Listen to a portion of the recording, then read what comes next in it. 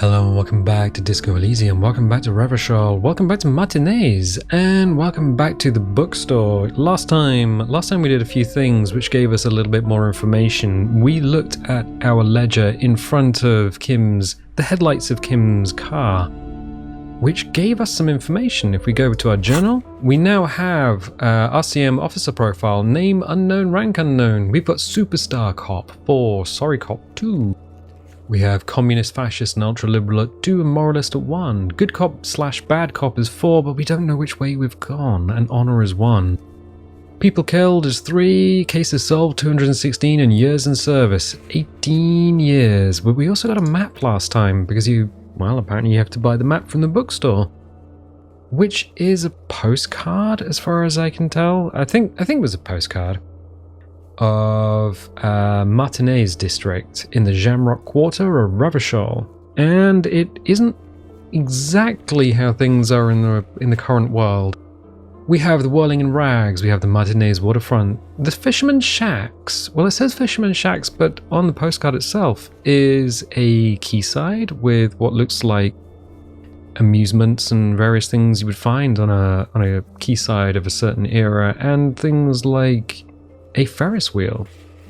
I'm not entirely sure we're going to see the Ferris wheel because this was what was planned, but not necessarily what is here. So interesting. We are going to escape from there and carry on. We have to solve the mystery of the hanged man behind the Whirling in Rags. We also have to find out where the drugs are coming from. Apparently people are shipping drug components in if we want to get extra information from Joyce Messier. Also, we can hold tab and it highlights things, so we could click on Kim. We can click on this lady. Or we have some curtains. Alright, what's in the curtains?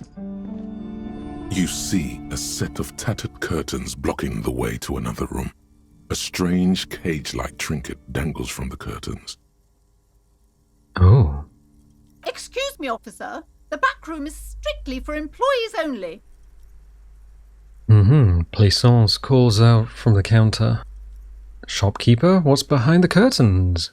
Examine the strange cage-like trinket. Pull open the curtains, ignore the curtains for now. Ooh. Examine the strange cage-like trinket. You see some kind of charm, an irregular polyhedron assembled from bones, sticks, and straw. Inside, a disturbing fish head with empty eye sockets stares at you. A polyhedron? Like a D20? This is a traditional Seminese ward, meant to provide protection against ill luck, bad dreams, curses, and other supernatural scourges. And who are the Seminese? Inhabitants of Ile de Fantôme, the Seminine Islands down south. Aside from poking at it suspiciously, there is nothing else to do with the fishhead charm at this time. The curtains remain shut before you. Shopkeeper, what's behind the curtains? Nothing. Why aren't you browsing the books? Don't you feel compelled to look at the books? You ought to. She speaks almost as if she's trying to put a spell on you, urging you to buy more books. Oddly enough, the more she tries to draw you away from the curtains, the more alluring they become. Ignore the curtains for now. Okay. What else is here? A small mountain of colorful board game boxes. There are numerous types of games for all ages. A lot of shelf space seems to be taken up by Wirral-related merchandise. Ooh, Storky, what board games do you have here? Wonderful board games, sir. The Viticulturist is a classic for sure, or perhaps you'd like Archipelagos of Insulinda, a very educational game for those interested in geography. Browbritter is a fun game of economic competition, but can get quite intense after a while. We have games for the whole family. You can play with your children. Who are you going to play board games with? Do you have friends or family? Do I have friends? Look at the lieutenant. Are you actually friends? Or just colleagues thrown together by circumstance? I don't feel as if I have any kids. Friends are technically like family. She fiddles with her pendant, thinking. For playing with friends, I'd recommend Suzerainty. It's a civilization building game where you build a civilization, then set off to brutally colonize and repress other civilizations. It'll cost 12 real.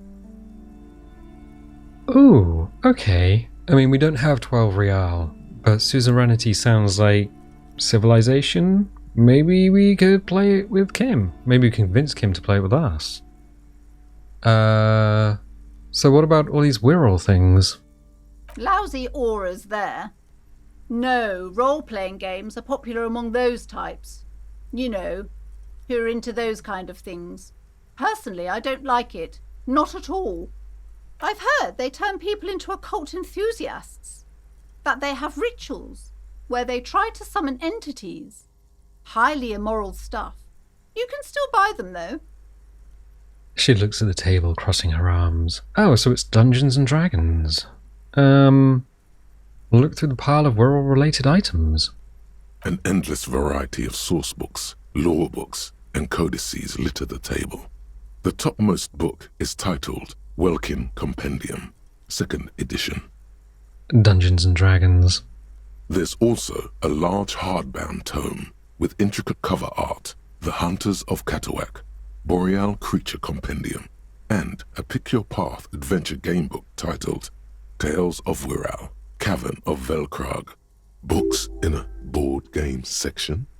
Who wants to read books? Anything that really catches my eye? There's a box that says Wirral, 3rd edition Mega Setting Supplements Module. The side panel notes, a fantastique adventure board game, new maps and miniatures. A sticker on it displays 25 real. Ooh, so now we can buy 2 board games, Suzerainty and Wirral. I think we'll leave. Okay, let's talk to Plaisance. Welcome to Crime, Romance, and Biographies of Famous People. My name is Plaisance. The clerk extends a greeting. Be welcome, and please take responsibility for the energy you bring into this space. A golden pendant hangs around the woman's neck in the shape of what looks like a tiny fish head trapped in amber. So you're the owner of the store? A curious pendant. Before we go on, you seem to be well off enough. Can you give me some money? A curious pendant you're wearing. Oh yes, helps to have an anchor in these times. So you're the owner of the store? I am. The proudest owner of our little shop of culture. Her voice is high-pitched, as if to give it more penetration. She has fine-tuned her voice to find the most welcoming approach for attracting new customers. It doesn't work. Your daughter is the one standing outside the store? For now, book peddler. The girl outside mentioned this place is cursed. Cursed? Who said that? Annette? I will have a word with her. This place is not cursed. It has a robustly magnetic energy. Good for commercial activity. My business is thriving, sir. Doesn't feel like it's thriving. Feels ghostly. Your daughter is the one standing outside the store, right? Annette, yes, my daughter. I hope she wasn't slacking off again with her nose in science fiction. Tell me, was she at her post doing her job like a proper girl? No, she was definitely slacking off. Oh. Okay, I was almost going to choose that one, but the wording is wrong. Tell me, was she at a post doing a job like a proper girl? Yes, of course. Wonderful. Did you talk to her? Yes. Great. On a scale of 1 to 10, how compelled were you to buy books after talking with her? Her opinion of her daughter depends on how well she lured you into the store. I'm not going to grade a human being. I don't do that. Or 10. She's she's certainly very polite and helpful. Well, we did come in and buy a postcard. So, 10?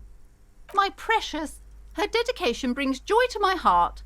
If you have children, I hope they turn out as great as my Annette. Okay. I'm here to dismantle the free market and abolish child labour. Annette is quite the trooper. She's a great value add. The way you're handling her strikes me as wrong. Okay, let's change the subject. Annette is quite the trooper.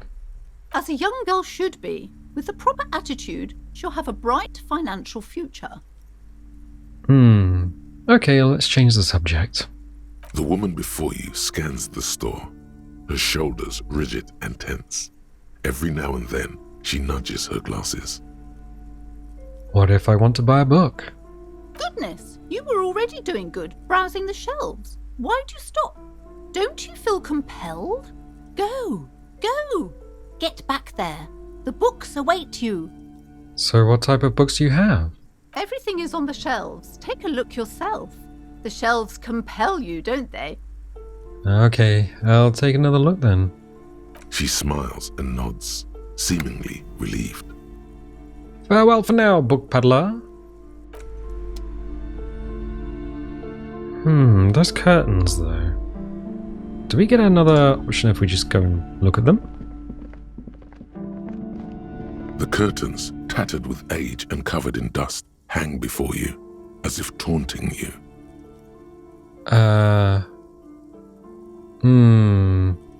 We'll ignore them for now. I don't think there's anything more we can do here. Maybe if we talk to Annette.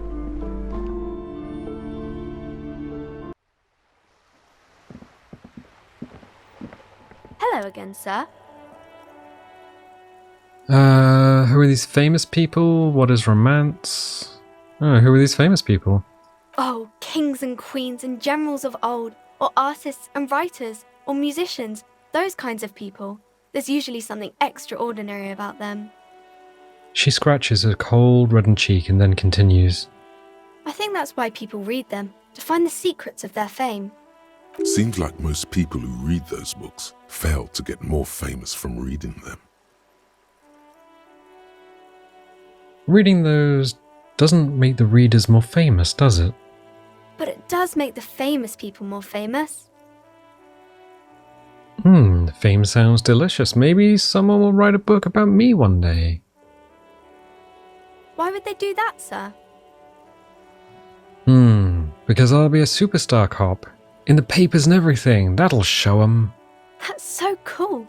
Maybe they'll make you a book cover picture and everything. Standing over a dead body, holding a gun. Okay. Okay, bye. See you around, Annette. Alright, I'd like to know more about that curtain. But I think we should probably look and see if we can do more with the... See if we can find out where the drugs are coming from. We spoke to this guy. We spoke to the lady truck driver. And we spoke to the vaguely racist truck... Well, absolutely racist truck driver. He mentioned somebody else. And I'm not entirely sure where we're going to find another person. So let's head south. Time doesn't move while we're walking around, so that's okay. We've got a person here. Oh. A sewer grate. A gateway to the river of filth. Oh, wonderful. Oh. Right, this is the bridge that's up. Okay. So nobody can leave, nobody can enter, because this is all raised at the moment. A helpline to the company that controls the drawbridge. Another sewer? Hot air rises up from the sewer, sour, acidic, and strangely comforting. Right, so we can't go through there. Oh, there's a bin there. Which we can get more bottles for recycling. so we can give those in, turn those in, and get some money. Hello, my dude. You see a Samaran street vendor surrounded by a motley assemblage of goods. When he realizes you're looking at him, his face breaks into a wide, welcoming grin. The name Sileng is embroidered over his breast pocket. Happy shopping, officer! Everything's cool here. He gives you a thumbs up. What's so cool? Everything's cool. The goods are cool, the customers are cool, the place is cool. And one more thing, officer, you're very cool. Bang, bang, bang, bang! He makes both hands into finger pistols and fires a few finger bullets into the air. Really? You think I'm cool? Oh, yes! You got style. You got personal style. You know what you like. He surveys his consumerist kingdom with an air of satisfaction. You like premium menswear. Look around and browse. Everything looks cool on a guy like you. Take your time. He settles back onto a pile of boxes he's sitting on. Don't be distracted by the flattery and funny man act. Questions. Where are you from, Sileng? Me? It's a boring story, officer. Who cares about the past? I'm all business now. All Revachol.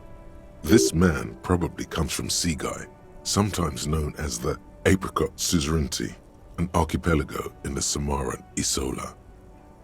You're from the Apricot Suzerainty, right? Seaguy, apricot, suzerainty. It's all the same to me. It's all cool. I'm interested in sales. Go ahead, let's make one. Super high quality, friendly prices. So Sileng, what's your stance on drugs? Drugs? I don't go in for that, officer. Drugs ruin lives. Unless you're into drugs, of course. In which case, drugs are excellent. Mwah! Tasty, tasty drugs. I'm super into drugs. Actually, I don't like drugs. We're looking for a lorry driver who is transporting drugs out of the harbour. He or she is in this traffic jam. Actually, I don't like drugs. That's very cool. I don't like drugs either. I only said I do because I didn't want to sound lame. Peer pressure. Okay. We're looking for a lorry driver who is transporting drugs out of the harbour. He or she is in this traffic jam. That's even cooler. You investigating narcotics crimes like that? But I am not a lorry driver. I'm just a street vendor. I don't know anything about that. But you are a lorry man. Another driver has identified you and your lorry. Who said that? It's the fat racist, right? I bet it's him. He has an agenda against me because I'm an immigrant who works harder than he does. He's a hater. So you admit you're a lorry driver? No, I just said I work harder and he's an asshole. He stops to think. Realizing he can't get out of it. Smart man. Okay, maybe I'm a lorry driver too. A little. But that's not the most important thing about me. That's my day job. This is my dream. He spreads his arms. So you forgot to tell me? So you're embarrassed to tell me? Stop squirming, what do you know about the drug operation in the harbour? Sileng, my sources tell me you're the one transporting drugs for the Union. So you forgot to tell me? Exactly. It's such a small part of my life. It's in the rear view mirror now.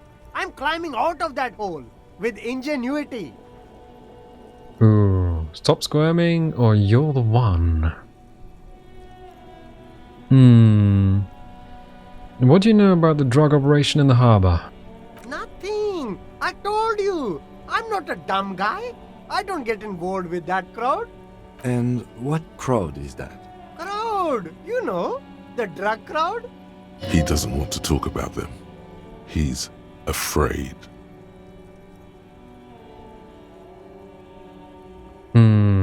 If you don't, If you don't know, then I'll tell your employer you've been selling all of his stuff. Who are you afraid of, Silang?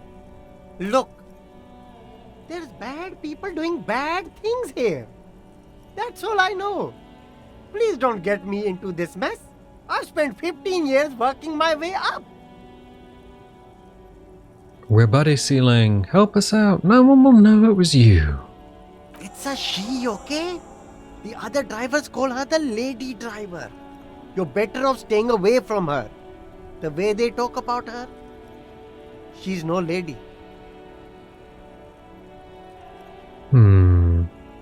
Is the lady driver the old woman back there? Point to the pale driver. Dazed out. Strange. I don't know. Maybe. If she is, I haven't gone near her. I don't get involved. I told you. It could be. She was strange. Who are these other drivers who talk? All of them. I don't know. I told you all I know. Are we cool now? I really want us to be cool now. Who exactly is talking about this lady driver of yours? The racist or the other one with the tattoos? He points north. All of them. Even the ones who've left. I don't hang out with them. I don't remember who has tattoos. Okay, we're cool now. All right. I scored. Let's cap this off with a purchase. You can walk away from here with funky sunglasses, detectives. Both of you. You deserve it. Rhetoric. Persuade him to give you some money. It's a 42% chance plus one ratted out the lady driver. Start with a little compliment, then work your way up from there. This is about business, remember. Hey, you seem like a really successful entrepreneur. Would you like to support a member of the local police force? Oh, okay. But why, officer? After all this mess, the broken seals, lying to you, come on. Think of it as an investment. An investment? What kind of investment? It's an investment in me, a highly experimental human being. My risk-reward ratio is insane. Invest into me? Not telling your employer about your operation here? I'm a policeman. It's an investment in good relations with the RCM. It's an investment in your customer base. Gotta prime the pump, man. I kind of like the investment into your customer base. Gotta prime the pump. Fair point. You can't have a successful business without a loyal customer base. How much is your loyalty worth? 5, 10, 1 million. Oh, 10. 10 real is a bargain for that kind of investment. You got it, my man. Oh, I'll take a look around, thanks. Okay. What do we have? You see two lowly, defeated speakers, thralls, slaves basically, perched atop them like conquerors surveying the land. A pair of found, durable wear sneakers, ultra serious.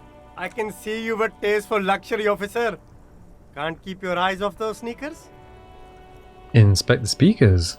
These once respectable speakers have been conquered, reduced to a mere prop by the indomitable found ultras atop them. No, don't look at the speakers, officer. Look at the sneakers. The sneakers are the stars here. Poor little speakers. Pat them. No, don't pity them, officer. These are old Samaran garbage. Don't even look at them. Check out these super cool, fun ultras instead. Samaran trash.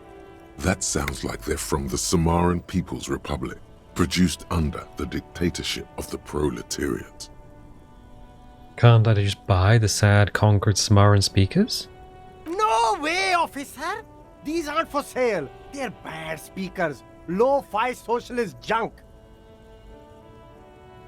But I need some speakers. Well, if you want them... But see, they are the pedestal for my sneakers. If I let go of the speakers, where will the sneakers go? I can't leave premium lifestyle sneakers on the ground. If, on the other hand, you wanted to buy the sneakers too, I could maybe throw in the speakers for little extra. 50 cents? Inspect the sneakers. A pair of Faun Ultras. The design is impossibly sleek and simple. A futuristic silhouette with a sleek monochrome colorway, a jet black upper, and a silver-lined midsole. Those sneakers, mister. Those sneakers are the latest Faun sneakers. Super air, super fine, super cool. Only 50 real. Only? That's madness. Okay, so... Ooh, +1 reaction speed, +1 hand-eye coordination, -1 encyclopedia. But 50, we don't have that, so we'll just leave. There are clothes inside. Cheap second-hand clothes, smelling of strangers' body odors. Don't be shy. These are premium class clothes. Good quality fabrics, best retro design. Save the economy with your style, officer. Browse through the box. You find your hands deep in tattered and faded garments made from weird polyester blends that make your body itch and sweat in all the wrong places.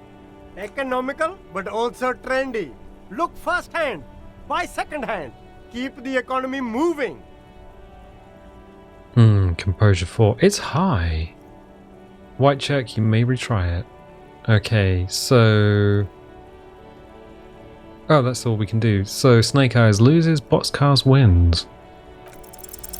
Something cold grazes your hand. Synthetic and sleek. A windbreaker. Surf, it says, but also wind, summer, 100% waterproof, and sport. All in different typefaces. Good choice, officer. Mega sporty.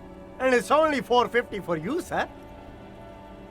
+1 composure, -1 shivers. I will leave it for now. Is there anything else we can see here? Oh, a little box. There's a pile of cheap sunglasses in a small box. A variety of shapes and colors. You like sunglasses, officer? I've got the latest styles right here. The vendor takes a pair of sunglasses and sticks them under your nose. We'll rummage through the box. These are all boring. Boring third-rate ho-hum sunglasses made of cheap Syrahese plastic. The kind of plastic that melts in the sun. Those UV stickers are almost certainly just there for the show. If anything, these lenses probably direct more UV light into your pupils. A UV magnifier. Oh, that is genuinely something that happens with cheap sunglasses that don't have any UV protection. The slight curve will, in fact, intensify the UV light onto your retinas and cause macular degeneration, I believe? These are all first-rate sunglasses. Premium design, superb material, very cool, UV resistant. These will definitely keep your eyes safe and cool while doing your dangerous police work. They sound terrible. Conceptualization. Try again, maybe you can find some interesting sunglasses in the box. Oh, very interesting choice, officer. Very high culture. I see a pair of water blue shades. The writing on the left temple says sub-insulindic rendezvous. The frame appears to be hand-carved out of bone. For the first time, the street vendor's voice trails off as he watches you inspect the glasses. Try them on. This is how a sea monster sees the world. You've become a sea monster. Giant, hidden, and strangely tender at heart. All is blue. Yes, but they also make your soul quiver like jello. So deep. Wow, officer! You look so cool! The street vendor has picked up his pace again as you observe the world through deep sea-tinted lenses. And they can be yours for a mere 3 real. My regular customers have passed them all up. because they've got no taste. But you found them. Kim, what about these? The lieutenant tilts his head and steps back, eyes narrowed in a thorough examination. It's a case to him. You look like a musician. Like a blind musician. But you could do worse. Take them if you want. Give me the shades you recommend. Rummage through the box. Oh, -1 perception, +1 Inland Empire. Interesting. Wouldn't we want perception?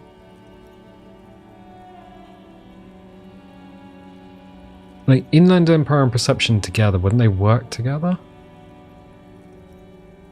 Ooh, I don't know. I'll take them. A man who knows his style. Much respect. Okay, let's... Can we rummage through the box again? These are all boring. Boring. Those UV sticks. These are all first-rate sunglasses. Right, no, okay, fine. And I don't think there's anything else we can do. Okay, sunglasses. Oh, we do have a glasses. So, oop. Double tap. Perception. -1 perception. Okay. But Inland Empire is now +3. Horrific Necktie, Ledger of Failure and Hatred, and Sub-Insulindic Rendezvous. So Inland Empire is +3, Empathy is +1, Authority -2. The Ledger of Failure and Hatred. Oh, it gives us the base value as well. Perception base is... Motorics base is +3. So we're what, +2, I guess? Savoir faire. Oh, the trousers and the shoes are hammering that.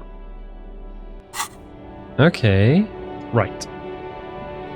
I'll tell you what. Let us... Ooh, tools. Let's put the crowbar. There you go. Inland Empire is now just +2. Right, okay. Is there anything we can interact with around here?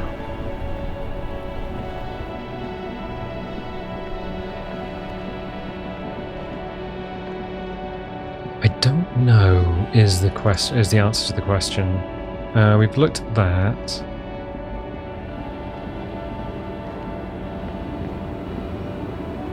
So we can talk to this lady again, but I don't see any other trucks that we could just... Is there anything we could break into?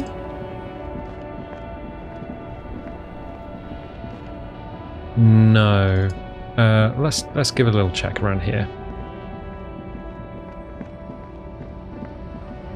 Oh, there's one here.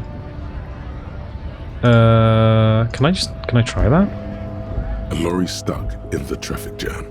This big, heavy Grad-made machine is well kept for such an old machine. Look in the window. The windows are clear. They've been recently washed. You can see a lorryman's cabin with personal belongings, stickers, insignia. What kind of stickers and insignia? The driver has adorned his space with a substantial collection of peculiar paraphernalia. Proclamations about honor, strength, and purity are glued to various panels. What about the back seat? The back end of the cabin has a small perch to sleep, large ashtrays. There are several suns and wheels sewn into the curtains. Racist nationalist paraphernalia. Not unusual in this part of town. This is our guy. The lieutenant nods towards the racist lorry driver. You think this lorry belongs to our tough guy? Likely, yes. This guy's proud of who he is. Drapes it all over his machine. Okay. I guess we can't just break in then. A lorry stuck in the... Okay, no. Alright. Let's talk to the lady.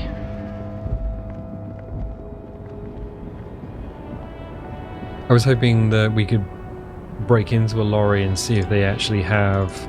If one of these is actually carrying narcotic equipment, but that's the only one which we can access?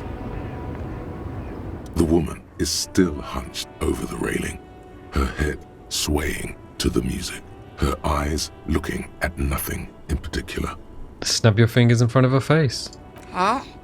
What is it? What do you want? What are you hauling? Diamonds.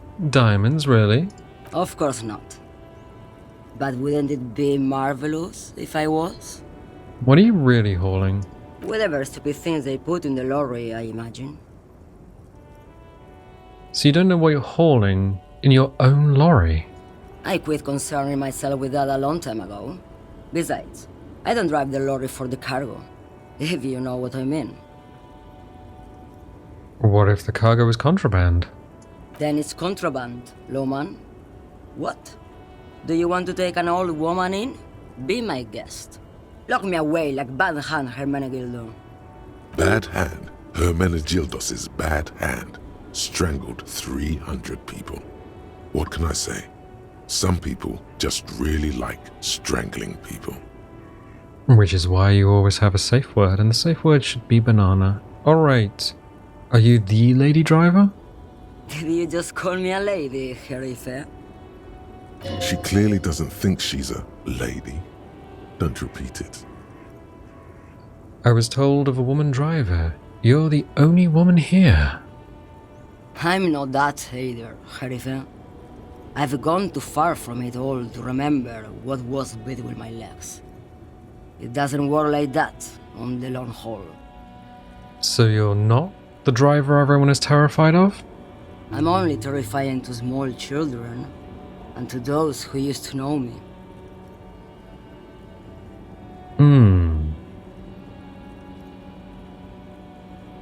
Why are you scary to the people who used to know you? Because they can no longer recognize the person I once was. You said long haul, that's... The big ones, the trucks. There's no women and men there, it's all just... She hums along, as if to a track on repeat. In the middle of this town, there's a ghostly motorway. It takes all the people where they want to stay. In the background, a quiet song seeps from her cabin into the air. You don't hear any vocals. Then who is the female driver I was told of? How should I know? Do I look like I spend a lot of time with the other communers sniffing around when I have my movies to go to? That's all I needed to know, thanks. Oh, Sim. The woman stares at you, her mind elsewhere, now on other matters. Okay, thank you for now. Alright, well, that's interesting.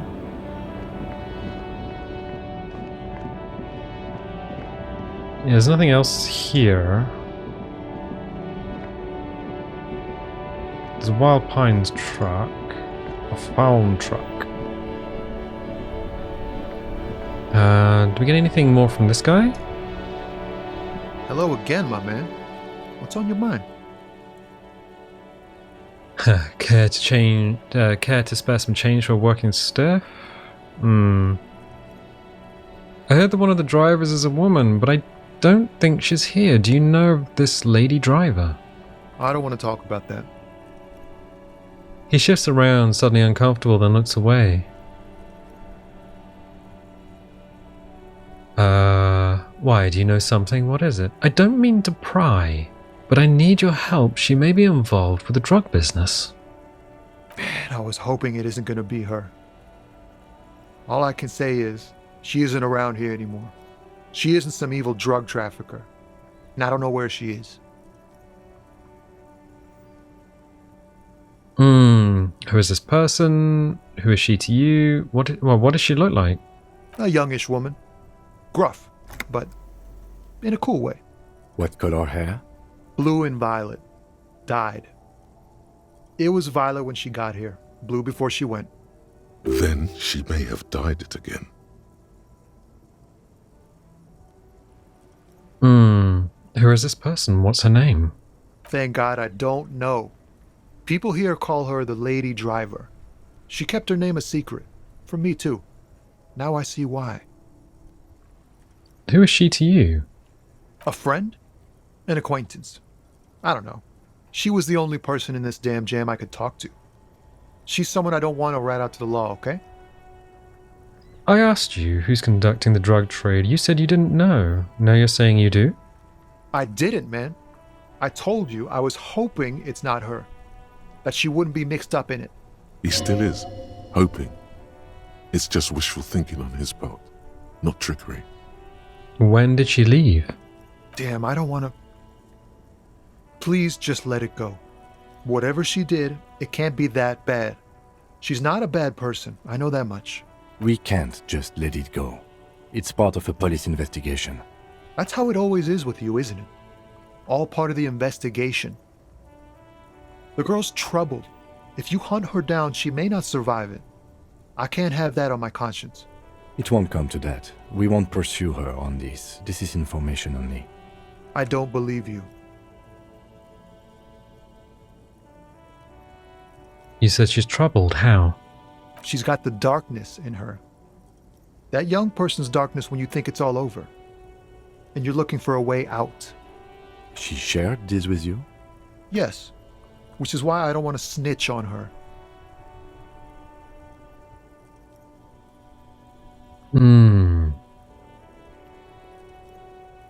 I was told everyone's afraid of her. You're not?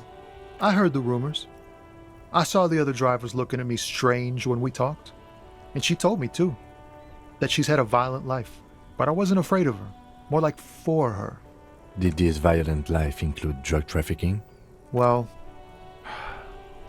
it looks like it did now. But we didn't talk about that. We talked about life, you know? She talked about her mind. Hold on, her mind? The way it worked. The trouble it was giving her. When she left, did she leave her lorry behind? Fuck, man. Go grill someone else with these questions, okay? There are plenty of drivers here who couldn't stand her, or were afraid of her. They'd be more than happy to rat her out. He's right. There are other options. The raceman, for one. Push Tommy and it will break his heart and his spirit. Don't expect you to be pals.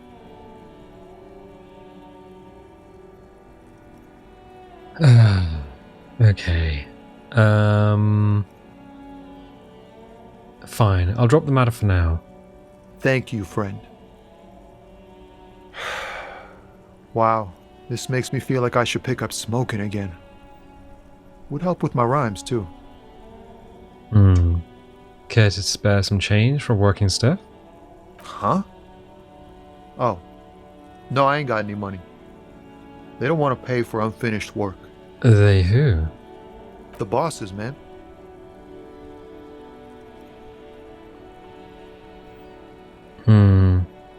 Makes sense.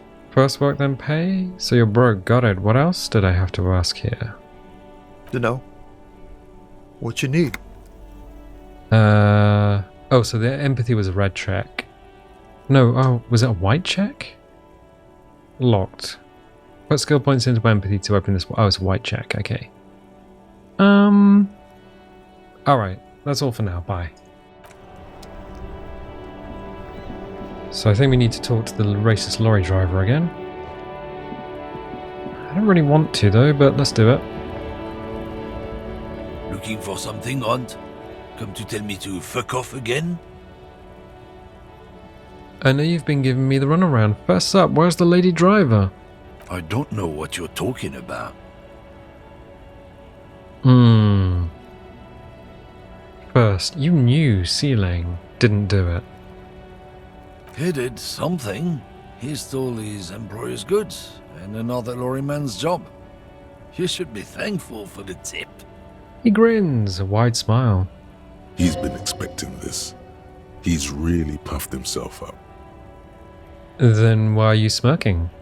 Listen up, fuckwits. You don't scare me. You cops don't run Revachol West. You don't run Martinez. You don't run anything. So who does? The lady driver? No. He means La Puta Madre.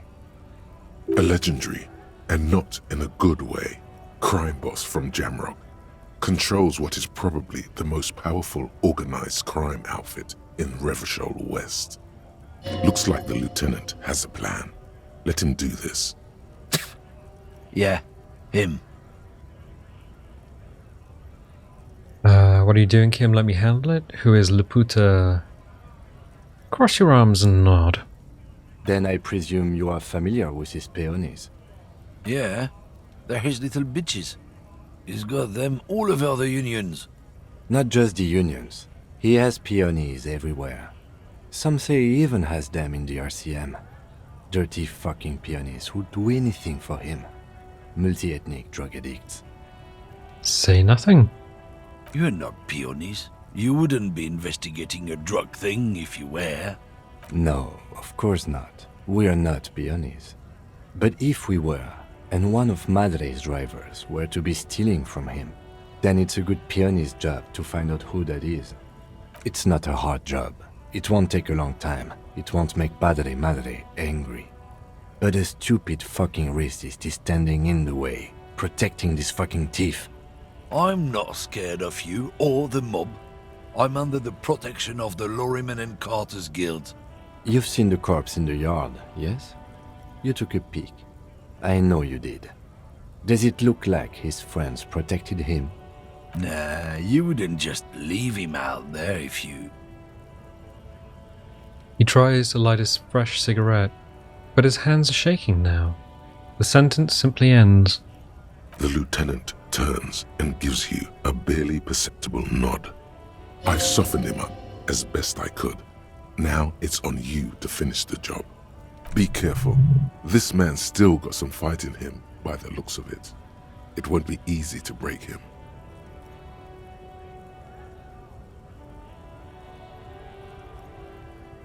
Okay, I found the smug in the trash. So Half-Light is formidable.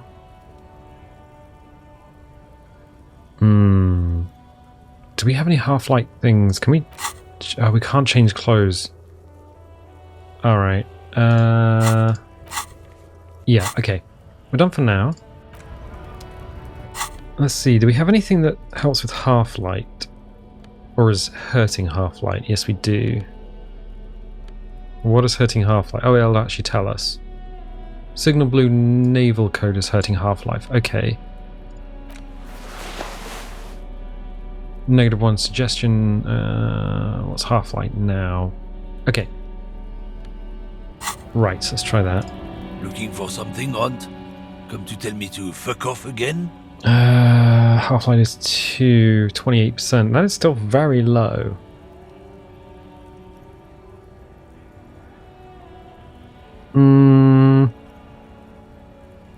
Roll it.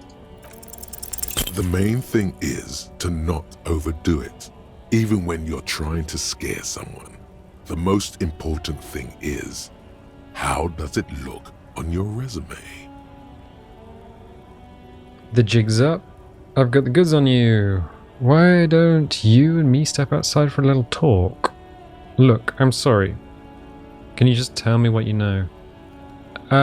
Jig's up. I've got the goods on you. Oh yeah? And what goods are those? You know, your goods. There's some kind of homo thing? Ooh, yeah, maybe it is. I don't really know where that came from. No, of course not. Just tell me what you know. Make me, Runt. He blows a cloud of smoke right in front of your face. Let's just go and ask Tommy, alright? We are wasting our time here.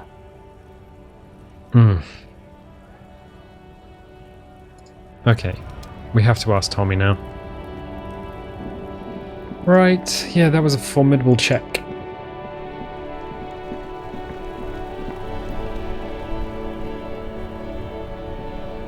Hello again, my man. What's on your mind? I've changed my mind. Tell me about your friend, the lady driver. What? But I told you she's my friend. Please don't make me give her up, detective. Get someone else. There's a ton of drivers here. Put yourself in my shoes. I need this for another investigation too. It's important. I can't blow it. You're not gonna put a bullet in your head if you blow it, are you? Because she's on the edge, man. Imagine it, an explosion of stars. Goodbye world of men, money, and machines. She's a suspect, and I need you to tell me where she is, or I can't finish the investigation. I thought you were a different kind of cop. Something breaks in him as he stares into your eyes. The realization that you've used his friendliness and goodwill for your own ends. Where is the lady driver? Here. He takes a keyring from his pocket, then looks at it before giving it to you in silence. The keys to a motor lorry. Pretty complex. Looks like a chain lock. Her lorry's still here. Down past the statue of Philippe. The cabin is green. You can get in there with these. That's all I know. When did she leave? Last Friday.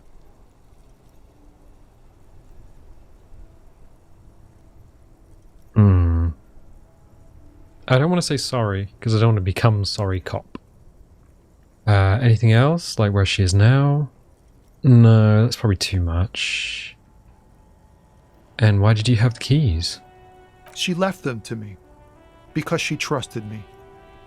So I can get it out of the way when the jam breaks loose. Otherwise... He doesn't finish the sentence. The other drivers would have to tow it or break in to get the machines moving. Okay, let's go, Kim. Thank you for your cooperation, sir. I know it was hard, but you did the right thing. You don't really think so. I really do. If I didn't, I wouldn't be in the RCM. Take care, sir. Okay. So, past the statue.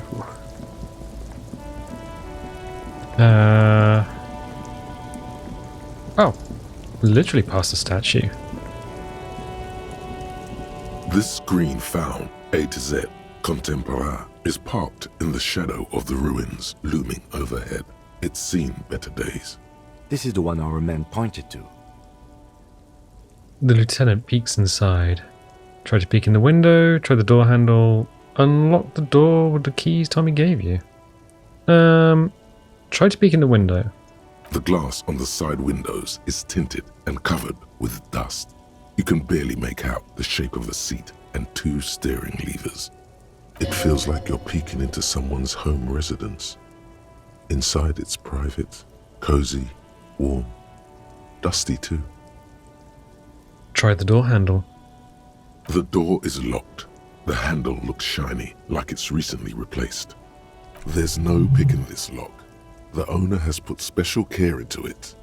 It's a recessed design. Unlock the door with the key Tommy gave you. You push the key into the lock and turn. It makes a cracking sound. Then the door pops back a few centimeters. You can just open it. The smell of cigarettes and perfume welcomes you. The cabin inside is plastered with old movie posters. Actresses smile from the walls. There's a radio transmitter in the front and a toolbox tucked under the driver's seat. Some tools lie scattered near the pedals. Admire the posters.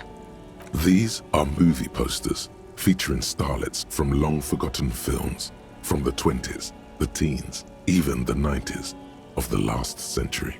One of them particularly catches your eye, a centerfold of an ingenue attached right above the back seat.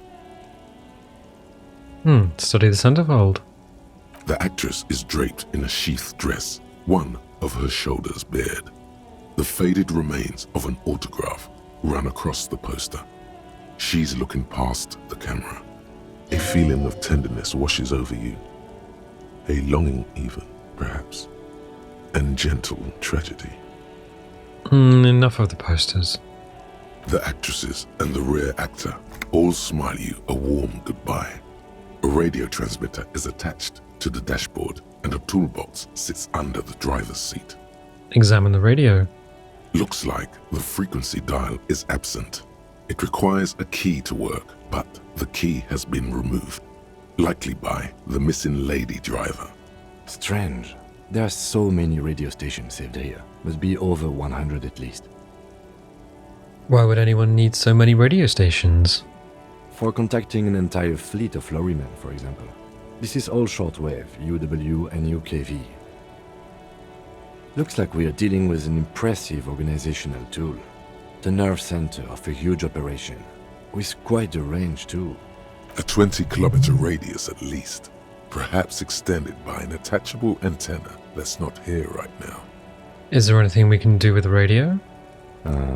Doesn't look like it. It's completely inoperable without a dial key. What else is here? The smell of 1,000 cigarettes, some dead actresses, and a rusty old toolbox under the seat. Check the pedals. You wedge yourself under the steering wheel to get a better look. Seems like the few tools lying around here, a hammer, a pair of pliers, a rusty wrench, have been casually thrown there by the disorganized driver. But one odd detail does catch your eye. A piece of sandpaper has been glued to the throttle. Sandpaper adds extra grip. Looks like the driver's glued a piece of sandpaper to the throttle to offer some extra grip. Sandpaper? A novel technique? Back up into the cabin again. The movie stars are still smiling from the walls. There's a radio transmitter in the front and a pull-out toolbox tucked under the driver's seat. Some tools lie scattered near the pedals. Pull out the pull-out toolbox. A metallic drawer slides out from the seat. It's empty, except for a folded newspaper. Unfold the newspaper. It's an issue of Periphérique from last Wednesday. A piece of paper falls out from its pages. Pick up the note. It looks like an article ripped out from a radio enthusiast magazine. Complex mathematical equations explain the basics of something called the Ulan frequency system. The Ulan frequency system? I've never heard of that before. I know of FM, AM, UKV, but... Frequency modulation, amplitude modulation, UFV wouldn't be ultra high frequency, UHV would be ultra high frequency. I don't know what UKV is here though. Push in the pull-out toolbox. The pull-out toolbox slides back into its nest. The rest is as it was. Radio, posters, a trace of motor oil smell under all the cigarettes. Close the door. You close the rusty old lorry door. Great. I think we got everything. A word, detective? Before we return to Joyce? Ooh. Lonesome, long way home. Here we go. Home awaits. Walk past Station 41 and through the market, past the Boogie Street spearhead to the other side of the lake, the frozen eye at the center of the district. Then past the video rental store on the corner. There, at the end of a street lined with pine trees, a small house no larger than a matchbox, 11 Voyager Road. You no longer live there. Those times are gone. And so are those people. Why did you come here? Why are you still here? And where's the dealer? You have to get back to work. That's all you have now. Learning cap for perception is raised to 5. Speed gives you 1 PSY. Oh, speed. Right. Speed as in, yes, the drug. Accept. Okay, interesting. Superstar cop is 5. Sorry cop is still 2. Ultra liberal has gone to 3. Okay, good cop, bad cop is 4. Okay, cool. So sorry cop hasn't gone up. We haven't apologized enough for that to go up. Okay, let's talk to Kim. Alright, we've finished here. Let's quickly debrief and go over what we found, so we don't do it in front of the company rep. Seems like something police would do. What do you think of all of this, Kim? Honestly, I'm quite worried by what we've seen so far. The evidence seems to point to a rather extensive and well-organized operation. I'm especially intrigued by that radio transmitter, particularly the sheer number of stations it can connect. Looks like this alleged drug trade casts a wide net. I'm not sure what the Ulan frequencies are all about, but they may hold some significance. Perhaps it's a better way to connect between fleets while avoiding frequency bleed, or maybe it's used to tap into RCM networks. Will the RCM open an investigation into this?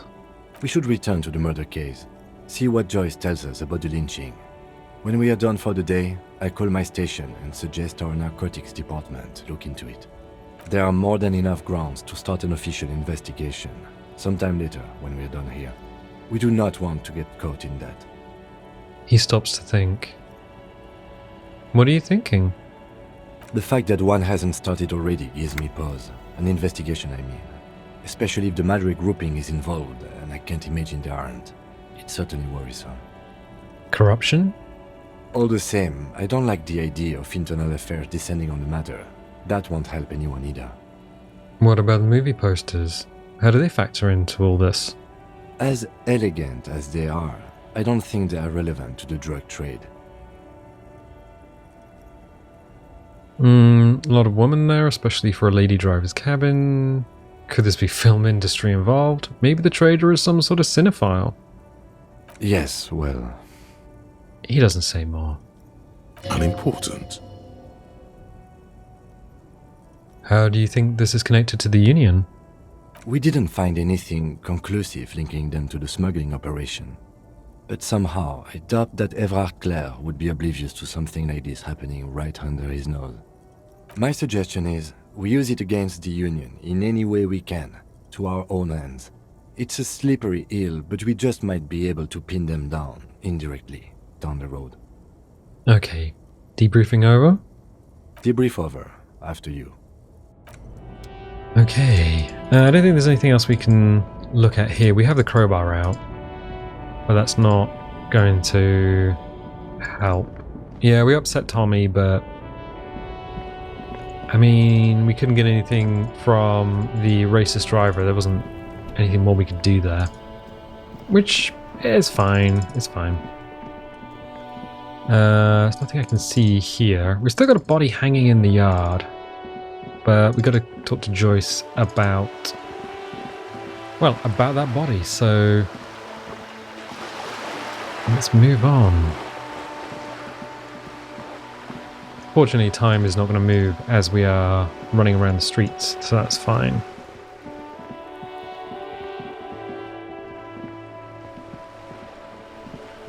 Okay, and Joyce is still here. Oh, we can zoom out a bit more. Why would we all the way zoomed in? Oh, hello. Shadows in the water, green plants under the calm surface. You're back. Good. What can I help you with? I spoke with the lorryman at the roundabout. Yes, my eyes on the harbour have sent word to that effect. What have you discovered? Wait, where exactly are the eyes located? No. We have discovered enough to conclude. For now. Yes. And will you start an official investigation? The lieutenant is about to interject. Cut him off. This decision should be yours. Let the lieutenant handle this. If there is an investigation, it will be part of an ongoing operation, subject to confidentiality. I am sure you understand. Of course, detectives. In any case, you've held up your end of our arrangement. I trust you with the rest. Now it's my turn. I wouldn't normally break protocol like this, but the situation demands it. If you don't solve this murder, I'm afraid we may have a bloodbath on our hands. What was that about a bloodbath? Yes. I'm afraid this strike may descend into a small-scale civil war, with possible consequences for all of Rivershoal West. Since you are sharing, ma'am, this is also the RCM's worst-case scenario. Then we're on the same page, as grim as it may be. How are the lynching and the strike connected? I have an indirect role to play, I'm sad to say. My employer experienced a momentary lapse of faith in me. In that moment, they elected to deploy a private military contractor as an insurance measure. They called it my security detail. Do you need security detail? Absolutely not. These mercenaries are muscle, pure and simple. They are meant to intimidate the Union into surrendering. Who are they, exactly? Crenell, an Oranese military company. As far as I know, 3 arrived in Martinez. They report to me sporadically, but they do not answer to me. To be frank, our relationship is deteriorating. They wear ceramic armor, have semi-automatic weapons and years of combat experience. They also have trauma and stressor disorder, and no idea how to conduct themselves in an urban civilian environment. So, what happened? The story is, one of them, the Colonel, I don't know his real name, sexually assaulted a local woman while he was drunk and separated from his unit. This allowed some of the more militant Union members to subdue him.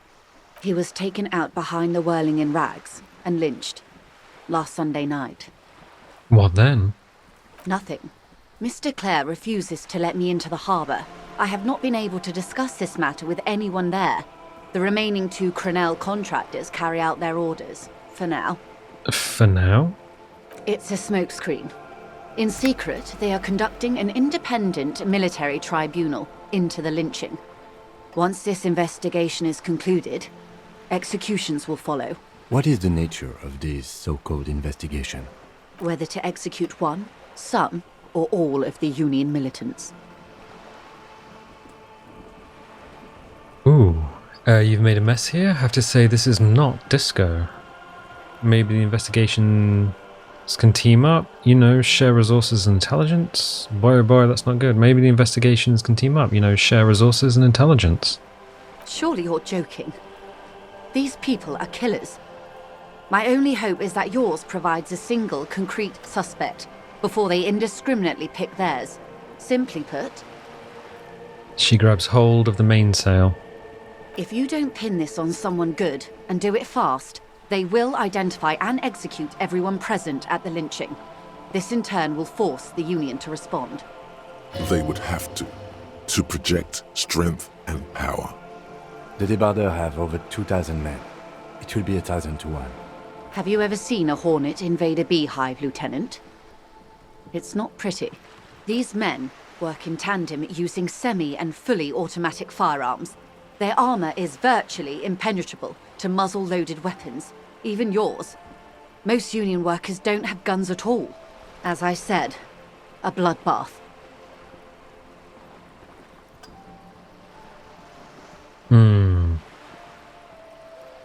Isn't this a pretty bleak scenario you're describing? Many bleak scenarios have already come true. Nameless, badgeless detective of the citizens' militia. All we can do is keep the rest from going the same way. One single concrete suspect delivered into civil court, and I may be able to defuse this situation. You said the deceased assaulted a woman. Or he didn't. This is information passed on to me from some teenagers loitering around the canal. I cannot testify by it. Who did the passing on then? The remaining contractors. Their tribunal. It's what they believe. What did these teenagers by the canal say? That the man was killed because he assaulted a local woman. I've asked around a bit. This seems to be the accepted story around Martinez. The lieutenant consults his notebook, his eyebrows knitted in concentration. Odd. We haven't heard any reports about an assault in connection with the lynching. Where did it take place? And when? Last Sunday night, at the Whirling in Rags, the hostel by the gates. Supposedly, the colonel was drunk, maybe on narcotics too. Either way, he's alleged to have sexually assaulted a woman. Sometime later, a group of dock workers got their hands on him. And who was this woman? That's a good question, officer. I don't have the slightest idea. As I said, it's a rumor about a rumor. In any case, it's what the colonel's remaining colleagues believe. You meet her soon enough, you feel.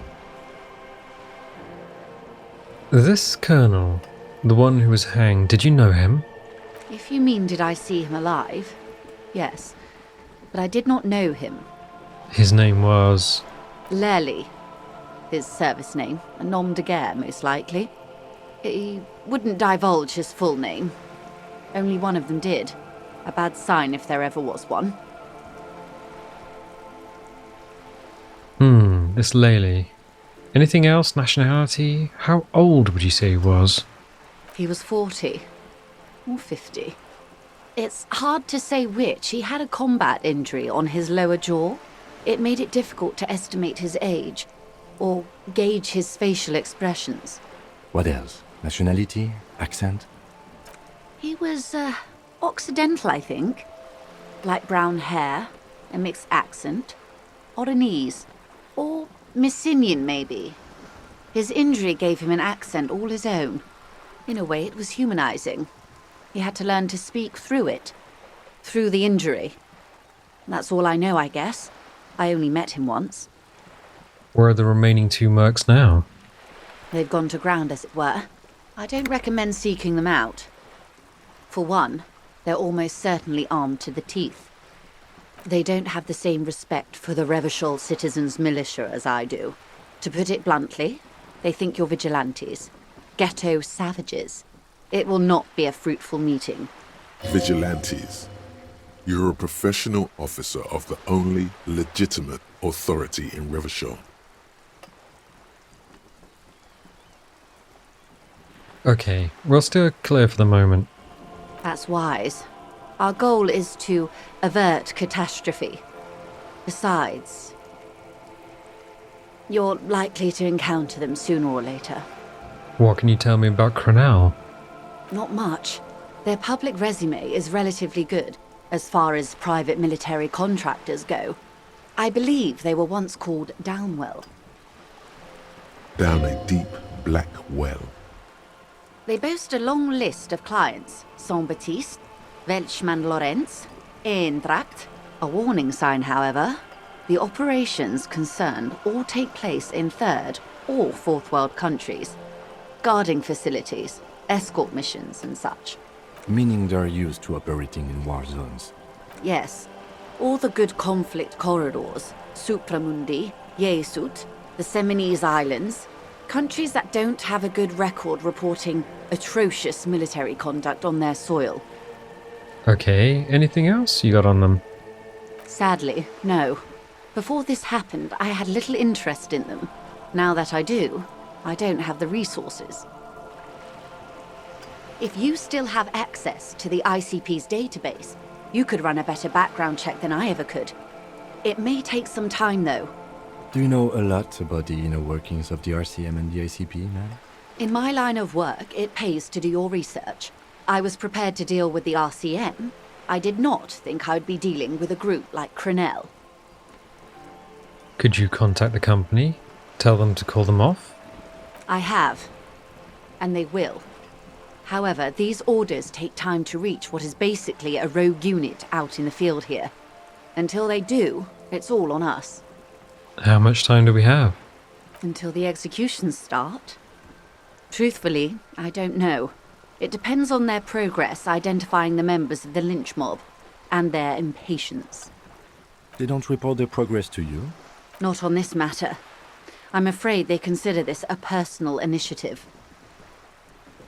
There is a brief silence. Seagulls squawk over the bay. 5 days, not more. Maybe sooner. It's a matter of days, not weeks. That's enough for now. I am sorry to have been the bearer of bad news. If there is anything else I can help you with, please ask. Okay, thank you. That's all for now.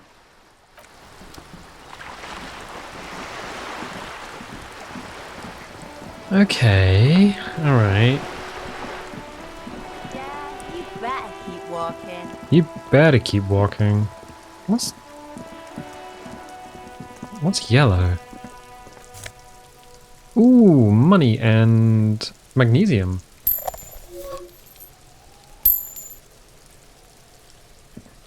Okay. I'm still curious about the curtain in Plaisant's shop. I'm not entirely sure we can do anything with that. We have a skill point, so we have 1 skill point. We are 25 points away from another skill point, so that's not too bad. I'm going to hold on to that for the time being. Suggestion we can put up quite a lot. Inland Empire, savoir-faire is currently... Oh, we have one in savoir-faire. One in endurance. We can actually put endurance up again. I think I might hold on. So Inland Empire is currently 7, 3, 2, 2. Electrochemistry is 3. Okay. Alright. Let's continue.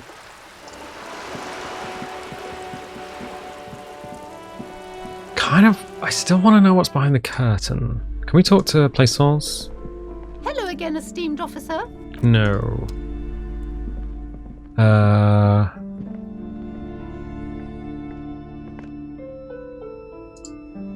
What if we open the curtain? The curtains, tattered with age and covered in dust, hang before you, as if taunting you. I'll open the curtains. Just as you're about to pull apart the curtains, the petrified voice of the shop owner cries out once more. Sir, don't touch that. I told you it's off limits for the customers. Her hand is closed around her pendant, her fingers nervously playing with the talisman. Parapsychologically speaking, we're done if you decide to open them.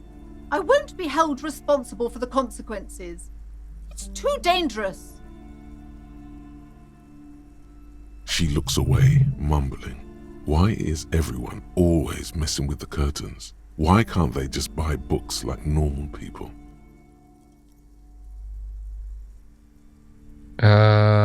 This is about the curse. That's why you're afraid. But I sense this place is calling for me. I must investigate beyond the threshold.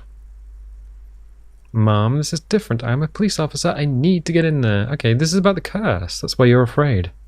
No, it's just a storeroom for the employees. I told you. Now please step away from the curtains. She's almost begging you. But I sense this place is calling for me. I don't care. You can't stop me. I'll open them. All right, I'll think about it for a while. I sense this place is calling for me. I must investigate beyond the threshold. You do? My God, even more reasons not to mess with the curtains.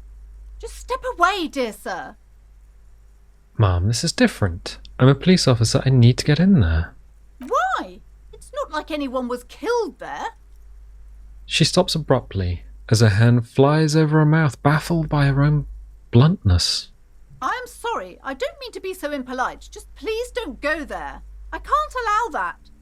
You'll only make things worse and unleash the powers. The curtains do seem frail suddenly, not robust enough to contain a slippery darkness. Open the curtains or not? Alright, I'll think about it for a while. Thank you. Let's just talk about this first, all right? There's no reason for you to venture into the unknown. What are you, a coward? Think about the marvelous adventures waiting for us on the other side. Thank you, horrific necktie. There is something mysterious about the curtains. Be careful. The curtains, tattered with age and covered in dust, hang before you, as if taunting you. Ignore the curtains for now. Okay, let's talk to Plaisance. Hello again, esteemed officer, and welcome to Crime, Romance, and Biographies of Famous People. Why are you so uptight about the curtains? I just want to know what's on the other side. I already told you, it's just a storage room for employees. I don't understand why it's so important to you. Just let it go, officer. Go buy some goddamn books. You're supposed to be drawn to the books. If it's just a storage room, then why does it have a Seminese ward protecting it? It's just for decoration. She wavers under your gaze, mouth pressed into a tight-lipped smile, then something breaks. Okay, fine. It's because this place is cursed. Just like Annette said, they don't call it the doomed commercial area for nothing. Are you happy now, officer? Happy that you've ruined everything? She closes her eyes and starts mumbling something to her pendant. How does this curse manifest itself? The curse is so much worse than you could imagine. It's a disease, eating at the very foundation. A shiver runs through the woman as she looks around the dimly lit store. It's the curse of financial distress, of ruin and bankruptcy. She peers at the curtains again. Didn't that curtain just move?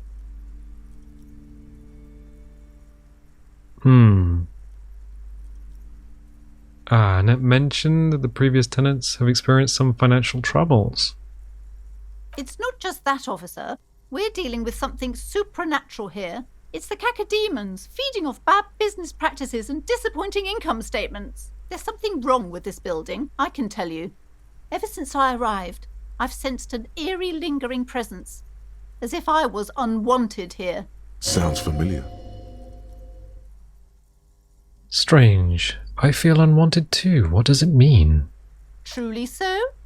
Perhaps the dark energies are leeching off you. You shouldn't stay in the store too long. It may be dangerous. Would you like me to take the case? I can investigate. I don't think the curse is... Well, why didn't you just tell me right away it's the curse? It's not good to talk about the curse, not in detail. The negativism, it's dangerous. Talking about the void wraiths angers them. Wow. Void raves. You have new words. Have you sought help from anyone? Yes, I've contacted numerous parapsychologists and even a pair of Simonese mediators. They provided me with the wards. She nods at the strange cage-like trinket on the curtains. The wards help to keep the doom at bay and protect us against the darkness that lies further in the building. Even though now I fear, it's not enough. Is your pendant part of the wards as well? Pointed at a necklace. Oh, this? No, it's a special Himian amulet, blessed by desert pygmy shamans, with a spell of compulsion. It's to compel people to buy books. There are numerous spells cast throughout the store. I had the books anointed with a different inducement spell, for example. It's guaranteed to boost sales 15%. Would you like me to take the case? I could investigate, see if the curse is real. Most certainly not. I don't want anyone who's not familiar with the psychic arts to get involved in this mess. Stay away. Leave the spirits be, so they can return to their slumber. Psychic arts? Sounds right down our alley. Drama. Okay, I had a few more questions about the curse. Okay, but please, only a few questions. You wouldn't want to disturb the spirits. Okay, never mind, I had other questions.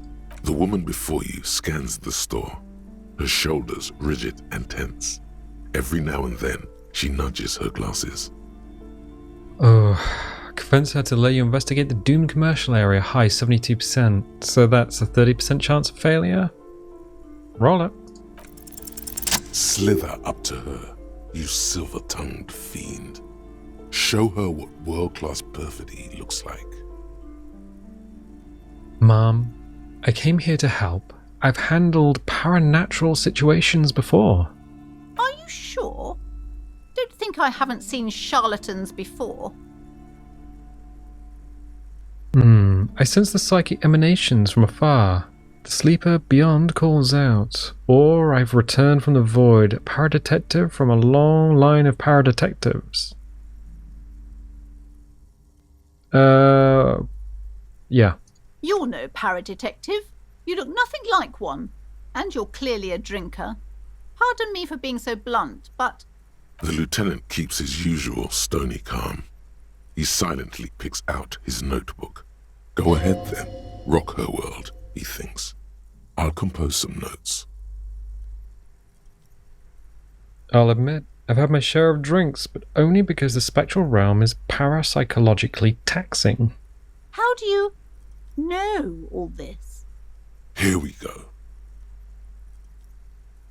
I'm the Void Revenant. I have powers to debad all the bad energies. Oh, your wards brought me here. In the first place, the Simonese blood also runs through me.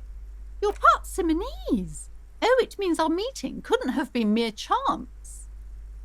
The hand of fate guides us. But I am not the only one at risk. I have to think of my daughter. You are certain you can help us? Keep us safe?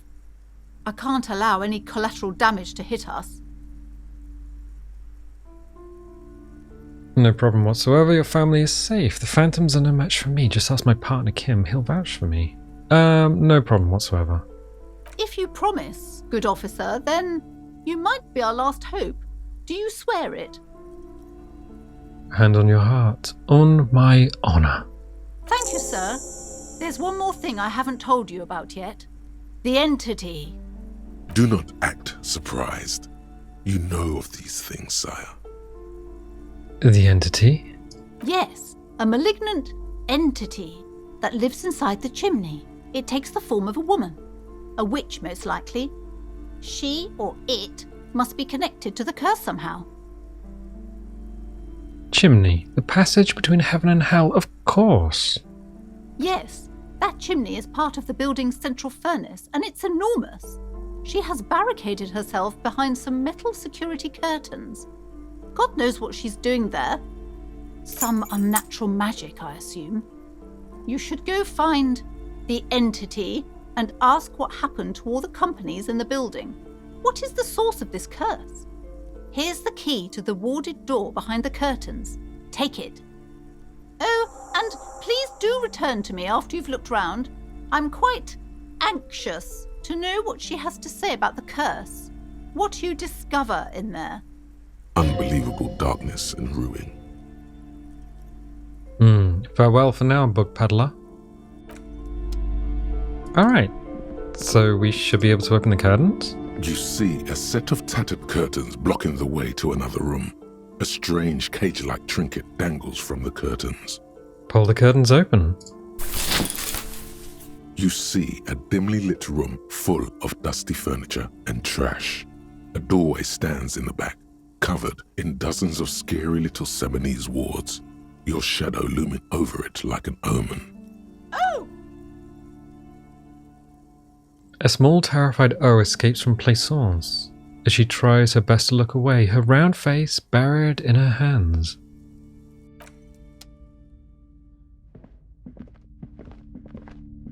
Okay. Ghostly silhouettes of hairdryers. A vaguely androgynous portrait of a man. Merely looking at that unmanly haircut threatens your masculinity. Okay, seems to be a hairdresser's. What's okay? A heavy door with a missing handle stands before you, covered in dozens, if not hundreds, of Seminese trinkets and charms. It appears to be locked. Oh. So if we did just open the curtain and come in, we could try and open the door by breaking it down, but it's a very low chance. Pain threshold. So I'm assuming we'd take damage? And we do not have that much health. Knock on the door. Only an echo. No one is there. Unlock the door with a key. After exerting some force, you manage to turn the key. It's eerily silent. The door slides slightly open, letting a draft of cold air into the room. Open the door and enter. Oh. What is this place? The lieutenant stares at the dusty training equipment. It's an adventure? It's the netherworld beyond the veil. Looks like a gym to me. Yes, but no one's been here in ages. He draws a stripe on a dusty floor with his foot. I doubt the electricity still works. Good thing we have a flashlight on us. Don't forget to take it out of your bag before we move on. An eerie feeling rises in your chest. What if there's a reason why no one's been here for ages? Let's just keep going. I'm sure it's just a regular abandoned house, nothing mysterious here. Sounds good. Okay, speed bag. Sand is dripping from a punch bag. The poster says Citius Fortius. The rest is worn off. Citius Fortius. It's Latin. I can't remember what for.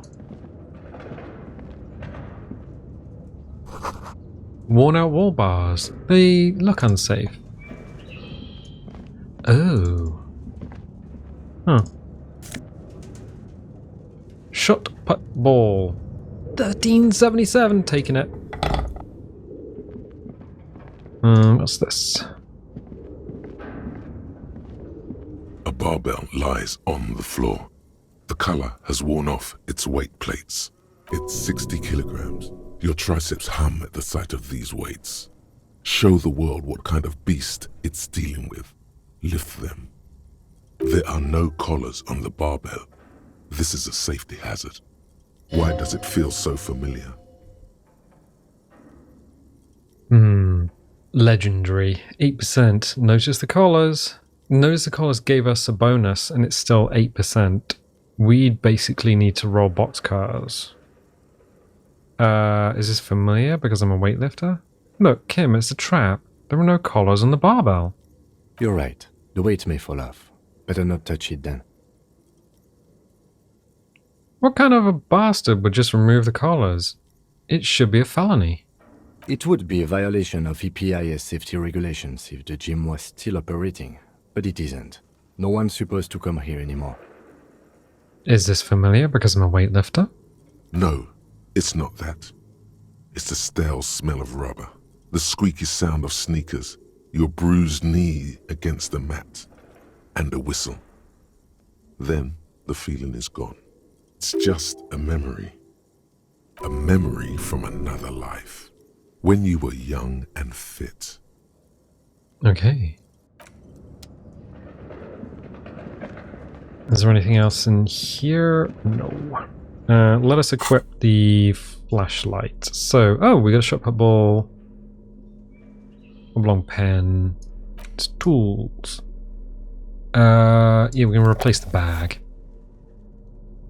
So we could switch the pry bar out. So Inland Empire is now +3, Authority is -2, Esprit de Corps 1, Electrochemistry 1, Interfacing and Composure. Savoir-faire is very low, Perception's not too bad. Okay.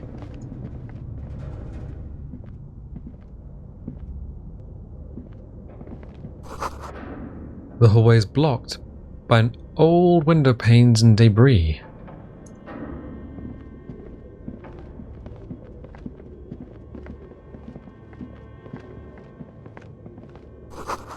Wild animals stare at you in the dark, stuffed and mounted.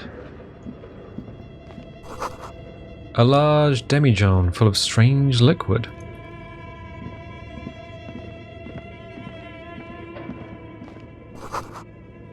Airship rotors covered in spider webs that remind you of blades.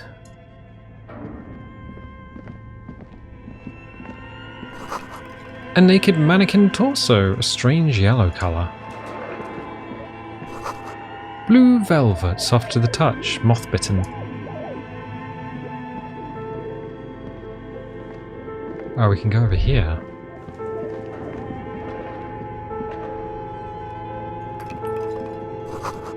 Scribbled across a notebook, developers of the most advanced RPG in the universe. This old fireplace is covered in lines drawn in blue and red marker, the mesh spreading over the stone like blood vessels on alabaster skin. It looks ghostly and strangely ancient. A diagram for summoning some time-forgotten being.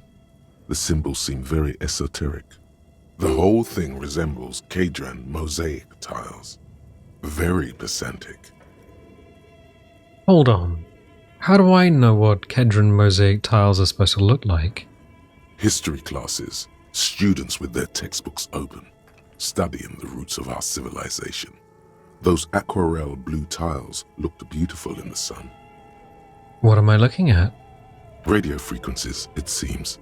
UKV 123.6, UKV 123.7, UKV 123.9. Some written notes, too. Sparse and cryptic. Radio frequencies for what? Unclear. It looks like a cardiovascular system split into veins and capillaries. Very advanced. So are we dealing with something medical here? This must be an elaborate piece of art. Of course. The anatomy of the curse. Something medical? You think so? The web is comprised of radio stations, all lead back to one red heart, titled the Game Master Frequency. A note says, this one can listen in on any station it wants. They must have had massive airwidth. These things don't come cheap. Wait, who's the Game Master? Someone very important. The leader of a massive on-air game built by these people. A conductor for the hundreds of story threads that pass through the Game Master's frequency. If it's a game, then who's playing? Whoever decides to call in to a call-in station, it looks like. All of this is gone, left unrealized. There's no way a little basement studio working here could pull anything like this off. My God. It's as if the less money they had, the more ambitious their project became. The cost of airwidth alone must have been huge. Exactly. This schedule, I know doom when I see it. The company was running out of funding. Nothing. It's just lines on marble. An echo from times long gone. No one has used the fireplace in ages. We asked what else, squint at the lines, but it's nothing. Okay. Your flashlight slides over an old green chalkboard covered in scribbles, sketches, and schemes like some ancient cave mural. Some of the writing has faded with age, but you can still make out sections here and there. Photos and drawings have been pinned to the board. Inspect the drawings. These lithe, pointy-eared creatures appear to be different types of welkins. You make out autumnal candle welkins casting wax-based magic, translucent welkins with organs shining under their skin, and even ether welkins hailing from the vast emptiness of sidereal space. Who are all those creatures? Fantasies of a tortured, feverish mind? One of the welkins, towering among the rest, appears to be different, however. Examine the welkin, this is important. It's Vara Hamira, a high welkin, his face white and scarred like cracked marble. This is clearly a welkin supremacist. The note says, all non-welkin races will be purged. The Haldor, the Twarg, the humans, and even headless men, all of them, purged. Imagine a world filled only with welkin, green welkin, dread welkin, and the high welkin to rule them all. An inordinate amount of time has gone into drawing these little welkin creatures.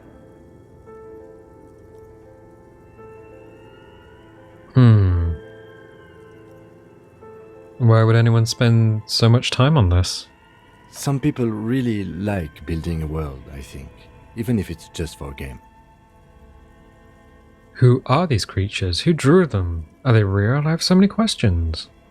This looks like concept art for a project. It's not really real. One of them is a Welkin supremacist. Or, well, this has been educational. Let's move on from the Welkins. Oh, one of them is a Welkin supremacist. Political commentary. That one has a great beard, too. The lieutenant nods at the Welkin's facial hair. Well, this has been educational. Let's move on from the Welkins. Just look at those details. So much effort. I think Kim might be into this. And for what? All gone. Inspect the photos. The photo collage depicts barren, icy landscapes wrapped in perpetual night. You see permafrost and glacial landforms, dead trees grown in under the snow. Entire oceans have been frozen from shore to shore. There are pictures of settlements on dried-up riverbeds, abandoned in a storm. Animal corpses in the dark, carcasses and bones. You see primitive oil rigs built into glaciers, boreal dvorg, yurts under the snow, great mammoth-like beasts of burden. Albeit dark and cold, this vision also feels cozy in its own way, like eggnog or morphine, a much-needed respite from our own world.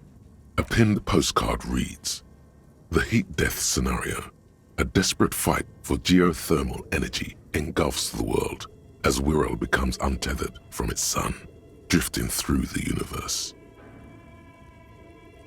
Untethered from its sun, drifting through the universe.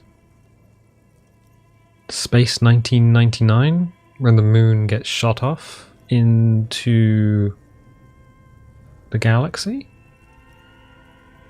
Inspect the schedule. This is a monthly calendar from the year 50. Cryptic words like sprint, daily minimi, and GPI span the marker-drawn grid, the grand scheme of production and money. What happened?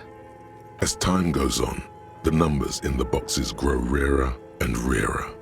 The board becomes an empty snowfield in the final days. Only failure and regret dwell in this region. Looks like they didn't make it. The lieutenant looks at the frigid ice field of nothingness. A note in the bottom left corner of the chalkboard says, "See the prod schedule filament for details." Inspect the notes. The handwriting is only partly legible, but you can still make out 3 slogans: "Call in, tune out," "Wirral untethered," and "Heat death of the universe." Okay, let's leave. So it sounds like they were creating a video game? Maybe a mod? I don't know. Oh, there's a box. This appears to be some kind of machine with a cube-shaped heart and a wired framework. The keyboard has a rectangular on-off button. A piece of paper still hangs from the printer. A radio computer. Just sitting here without anyone inside. He sounds surprised and a bit cautious. This is the Ream Civic radio computer, model RC5120, equipped with a Feld mainframe and a Ream-compatible printer. Do you think I should turn it on? We have one of these down at the station, but I never really learned how to use it. Turn on the machine. The machine lights up like some prehistoric animal stirring from its slumber, revealing fluorescent play and print keys on the keyboard. The hatch on the machine's central compartment is wide open. Look inside the compartment. It's empty like a beehive without its brood. Some cables have been left dangling, disconnected. This is where the memory should go. The lieutenant notes, observing the machine. Oh, press print. Nothing happens. Press play. Nothing happens. Something's missing. There's no tape in the player. Leave. Okay. Okay. What do you think is going on with that computer, chalkboard, and fireplace? It's just a failed business. The only question is, what the hell were they making? Yes, that is the question. The lieutenant takes a step back, steepling his hands. Like he's ready to lay out a fine theory, crafted together like a puzzle box. It looks like one of those popular pen and paper role-playing games, only these people were trying to automate it, make it work on radio computers. Utter madness, he thinks, as a compliment.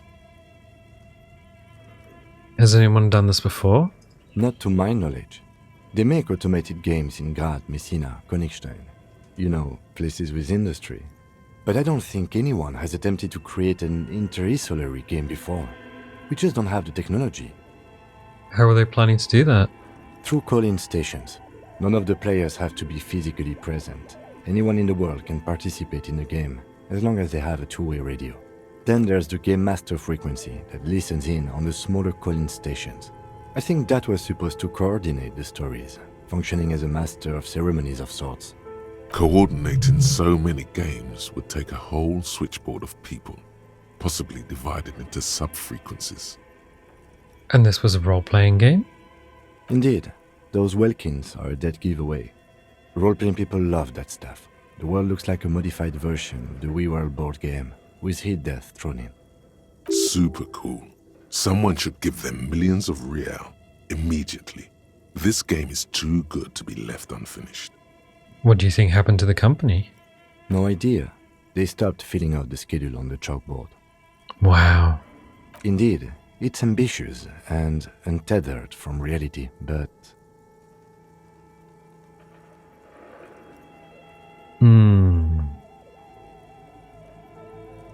The world is cold and lonely. This would keep it company. Let's finish it.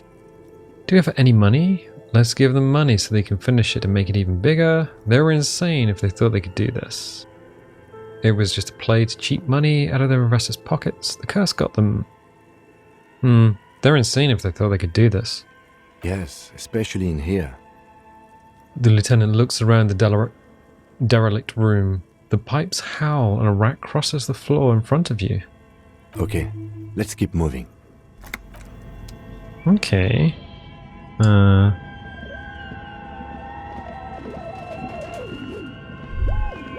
There's something here. But where are the clothes? But where are the clothes it used to display? I think it's the mannequin that's referring to. Okay. What's here?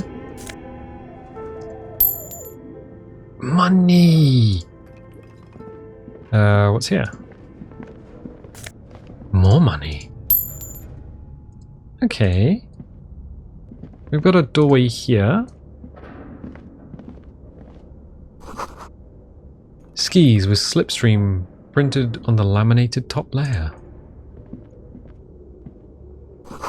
Steel rotor blades bearing a slipstream logo.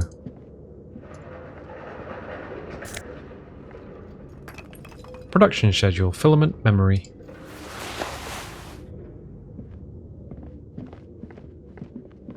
Okay. So this is the way back out. Oh, what's here? Looks like someone tried to reconceptualize their business here. I don't get it. Look, the skis and rotor blades both bear the same slipstream logo. It seems likely that they started out making one, failed to turn a profit, and then pivoted to producing the other. But the question is, which did they start with and which did they pivot to? That's a good question. What a strange leap of imagination, and yet they still failed. How sad. Reality is ruthless. Okay. Let's go this way then. We have filament, so we could probably put it into the machine. Tiles on the cube are still smoldering, casting the framework in a soft glow. Fluorescent play and print keys shine on the keyboard. Insert the production schedule. Like a smooth draw, the filament slides into place. On the keyboard, the play key starts blinking. Press print. Nothing happens. Press play again. A bar of fabric right above the keyboard starts producing a soft hum. The sound of static seeps through the machine's planar magnetic driver. Have you stirred the ghost of the doomed commercial area from its rest? Could this be its dismembered heart beginning to flutter? The static gets louder, slowly filling up the abandoned hall, until a voice speaks out, crackling and old, cutting into the air. Good afternoon. Fortress accident en rue de Saint-Ghislaine. This is East Insulindian Repeater Station 1. Please repeat.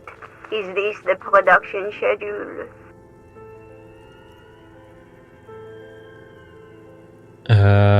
What's the production schedule? Why did you call me Fortress Accident? What, are you a machine or are you alive? That's all for now.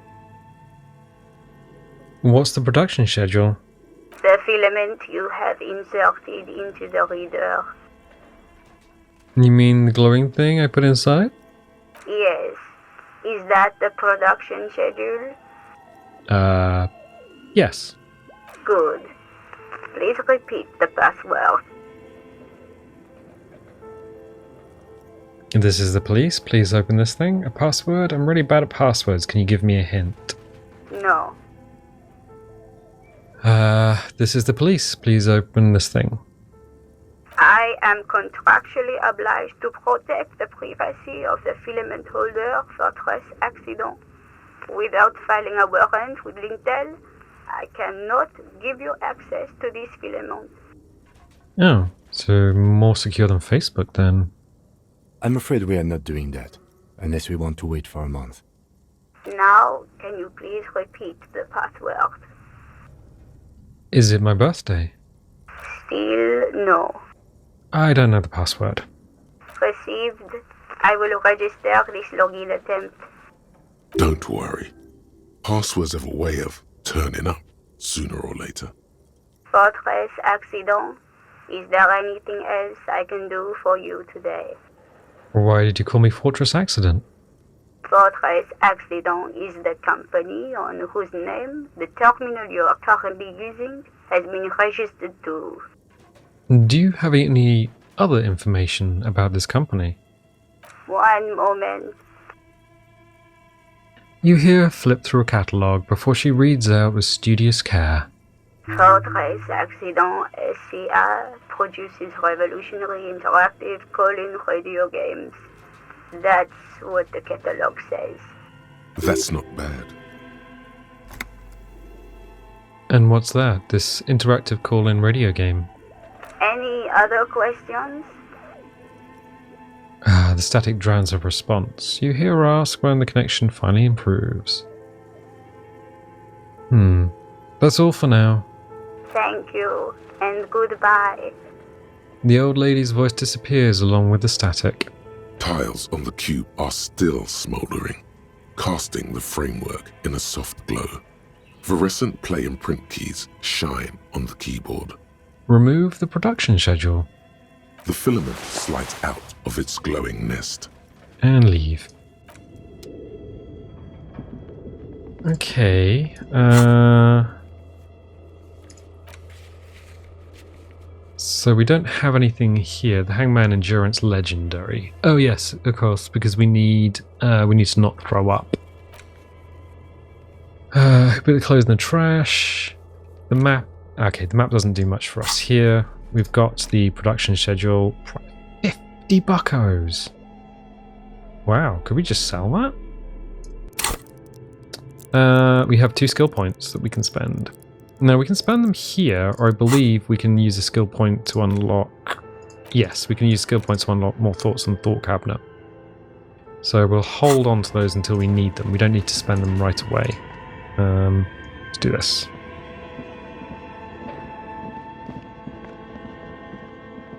Yellow door. Shoes in a puddle of melting snow. Postcard, La Delta 51. Okay. An iron safety curtain curves before your eyes, folded like a bellows. It covers half the room, blocking the way into a colossal industrial chimney. This must be where the entity lives. Knock on it. What an odd thing to do. Nothing happens. Knock on it harder. Still nothing. No one's home. Knock even harder. Those curtains prove to be surprisingly sturdy. Your fist hurts now. If this is really an entrance to the chimney, then there must be a furnace somewhere as well. Maybe there's another way to get in. Can you please try to refrain from attacking random things? I can try. Blow gently on your bruised knuckles. Thanks. In any case, there's no way we can get in right now. Let's investigate further. Leave. Interesting.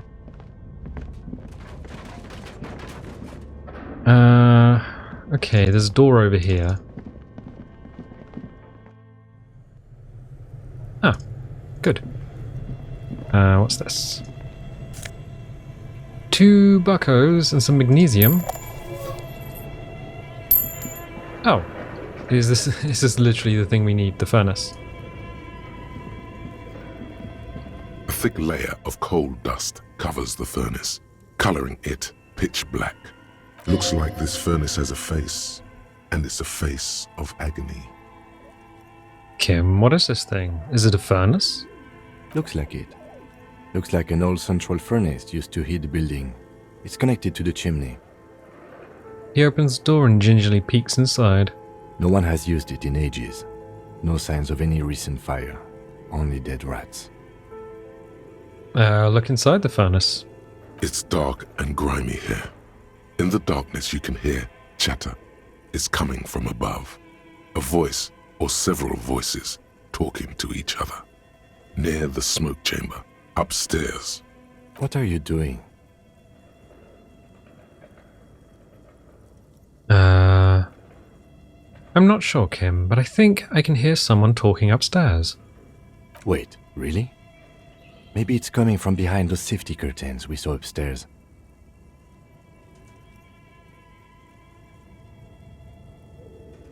Physical instrument. Yell hello into the furnace. White check. Okay. You muster all your strength and yell. Ha ha ha. Your dehydrated, hungover throat can produce little more than a dry croak. A lifetime of smoking and drinking will do that to you. The chatter from the chimney continues on as before. You seem to have made no impression on whatever's up there. Then again, maybe it's worth actually trying something up there. Maybe you should let your voice rest, officer. Try again later. Smear your hands with coal. Those voices are heard. Maybe it's a malignant entity. Plaisance says it lives up in the chimney. Kick it with your foot. Okay. Those voices I heard. Maybe it's the malignant entity. You're right. The rooms do look like they're connected. But malignant entities don't exist. At least not the supernatural kind. We can put a point in physical instrument and try again. What's this? The wall collapsed. It's inaccessible now. What else do we pick up? Okay.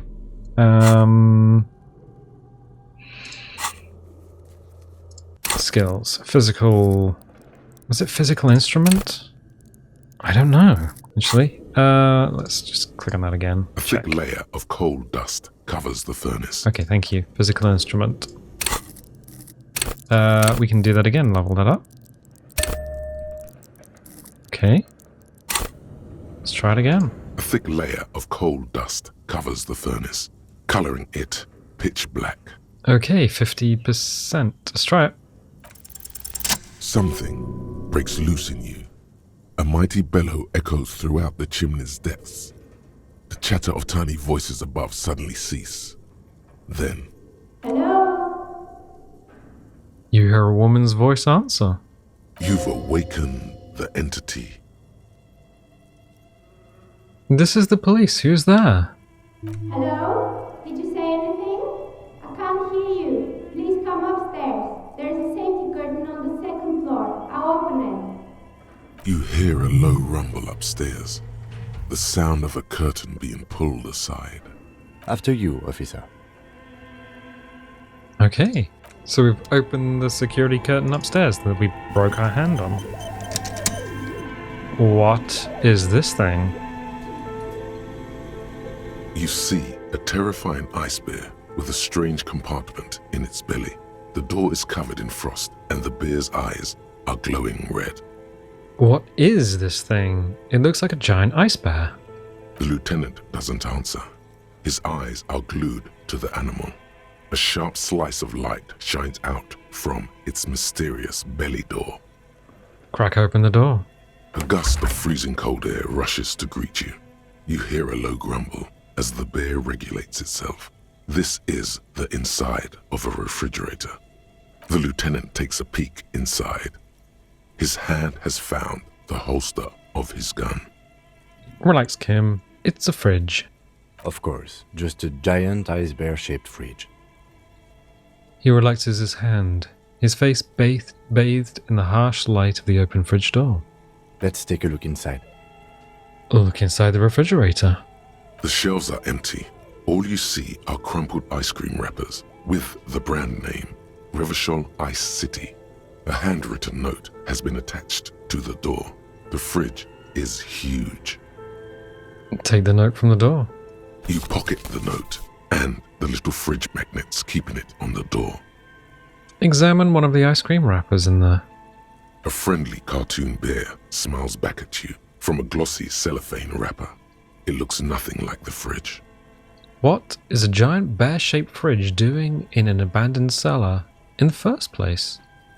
Good question. It looks like an ice cream fridge.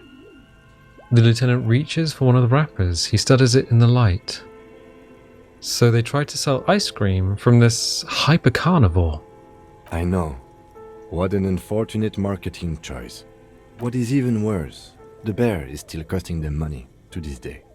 The lieutenant points at the red, snaky cable running from the fridge. The fridge buzzes with energy. The electricity bill on this thing must be catastrophic. Close the door.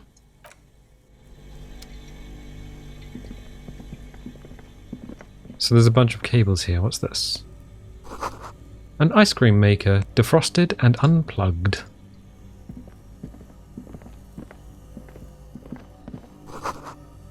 The flashlight casts a strange shadow. There is a hidden doorway here. Ooh. Oh. A few bricks have fallen off, revealing a compartment behind the wall. It's too dark to see in. Look, there's a hole in the wall. Shine light on the hidden compartment. There is, yes. And there also appears to be something inside the hole. Interesting. Do you want to take a look? Okay, I do. Your hand reaches deep into darkness and spiderwebs. Rummaging around, you find rusty rifles hidden away. Rifles, Kim. Are these any good? Inspect the rifles. Most of them are rusty and inoperable, like the rest, but one catches your eye. A bolt-action model with a fine wood stock, in better cosmetic order than the others. This one looks nice. That's a rare sight. Seems to no longer be functional, but still a beautiful thing in its own way.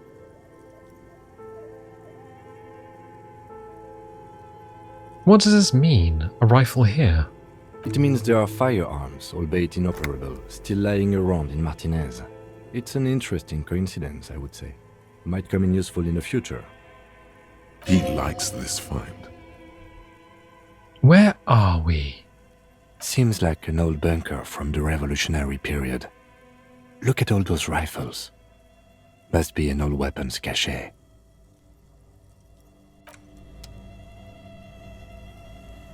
Okay, I tell you what, I'm going to leave it there for the time being. So, if you like this, definitely leave a little like.